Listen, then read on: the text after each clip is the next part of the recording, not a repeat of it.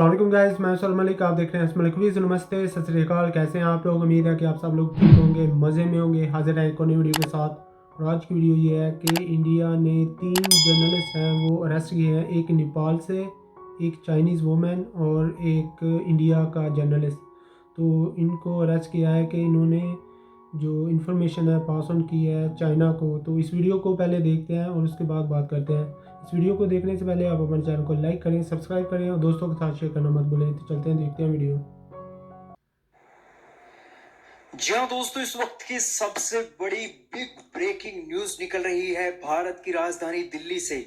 दोस्तों, हमने अच्छा, आपको दिल्ली पहले से। भी कहा था कि भारत में उन लोगों से भारत को ज्यादा खतरा है, भारत के दुश्मनों से ज्यादा आज भारत को उन लोगों से ज्यादा खतरा है जो आज खाते तो भारत का है लेकिन गुण दूसरे देशों का गाते हैं। और ऐसा ही एक आज व्यक्ति पकड़ा गया है, राजीव शर्मा, दिल्ली ओह, के शेम ऑन पीतमपुरा यू। से। और दोस्तों, ये जासूसी कर रहा था चीन की सेना के लिए और वाह। ग्लोबल टाइम के लिए।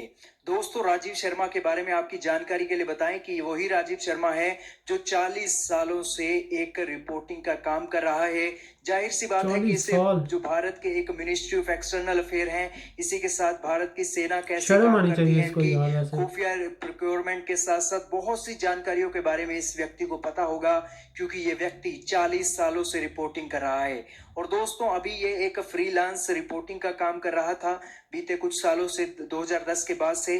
और इसी के चलते 2016 से इसने अपना एक काम शुरू किया है, चीन की सेना को अपनी खुफिया, भारत की खुफिया जानकारियां देने का।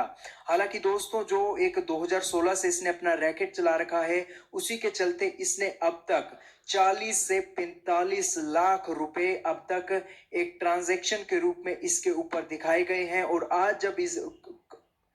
और दोस्तों, अब जब इसे पकड़ा गया है तो इसी के पास से ही 10 से 12 की संख्या में मोबाइल और लैपटॉप भी पकड़े गए हैं।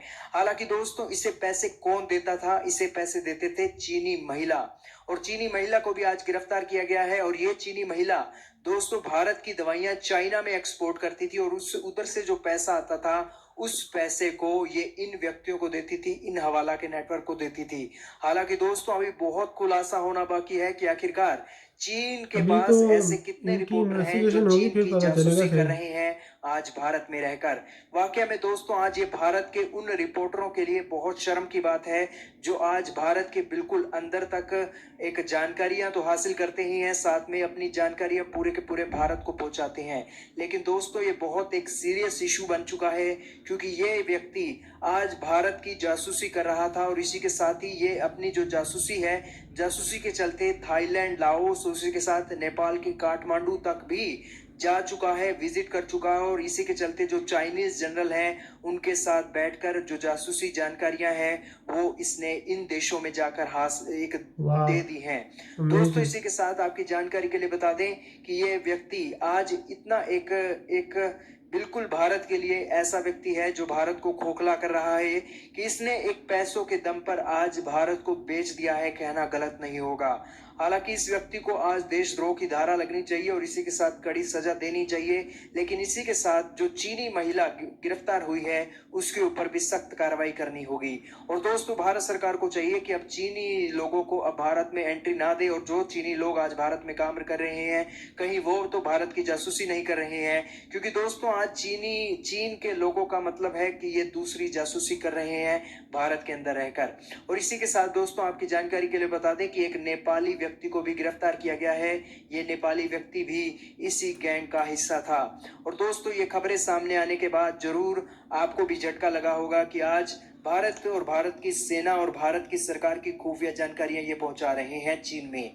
हालांकि दोस्तों, ये एक रिपोर्टर है तो जाहिर सी बात है कि मिनिस्ट्री ऑफ एक्सटर्नल अफेयर के लिए इसके पास एक जो पास होता है, हाँ, रिपोर्टिंग का इनका पास रिपोर्टिंग होता का है, पास इंटरव्यू होता देने है। के साथ साथ जो प्रेस उससे कॉन्फ्रेंस होती है, बड़ी पावर उन होती है सभी इनके की पास। बातें ये आज कर रहा है। और भारत में जो भी मैटर चल रहा है, भारत चीन को लेकर, इसी के साथ दुनिया के साथ जो भी मैटर चल रहा है, वो ये व्यक्ति सीधे सीधे चाइना को सौंप कर आ रहा है। और दोस्तों, बैठे बिठाए चीन को बिना किसी एक भारत में हैकिंग के, ना ही कोई और तरीके से, सिर्फ भारत के लोग ही आज जासूसी करके भारत की ही आज चीनी सेना को दे रहे हैं। बहुत बड़ा धब्बा है रिपोर्टिंग के जगत में। हमें बहुत एक शर्म महसूस हो रही है इस व्यक्ति को एक रिपोर्टर कहने में।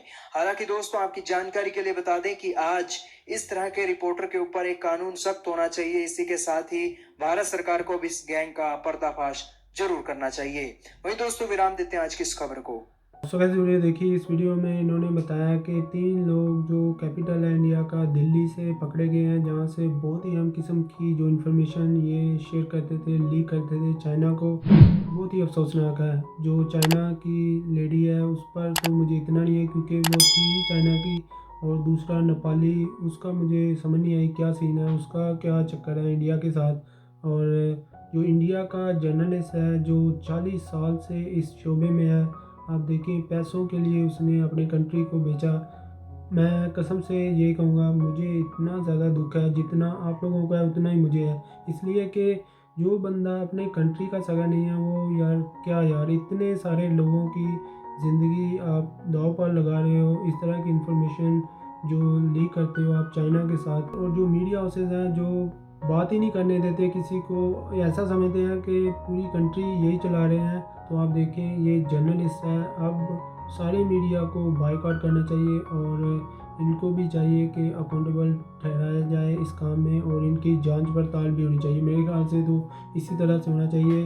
और जो इंडिया की गवर्नमेंट है उसको चाहिए कि इनकी जो निगरानी है ना, आर्मी को करनी चाहिए कि कौन सी ऐसी अहम जो इन्होंने इन्फॉर्मेशन है जो चाइना को लीक की है, और जो इनका गैंग है सारा, उसको पकड़ा जाना चाहिए। अदरवाइज़ तो ये लोग जो हैं ज़मीर फरोश लोग होते हैं, इनका कोई दीन ईमान नहीं होता। इसलिए कि इसने जो अपने कंट्री को बेचा, वो तो एक तरफ इसकी जो फैमिली है, इसके बच्चे हैं जो, वो किस तरह से अपनी ज़िंदगी बसर करेंगे अब इस काम होने के बाद। जो टैग इसके साथ लग गया है वो सारी ज़िंदगी इनको बर्दाश्त करना पड़ेगा, और जीना महाल हो जाएगा यार उनका तो शायद इसमें कोई कसूर ना हो, उनको पता भी ना हो कि इनका जो फादर है या इनका हस्बैंड है जो, या इनका बेटा है जो, वो इस तरह का गिरा हुआ इंसान है। तो ये आने वाले वक्त में बहुत ही मुश्किल हो जाएगा, और इसका तो हल यही है कि प्रॉपर एक इन्वेस्टिगेशन हो और उससे पता चलाया जाए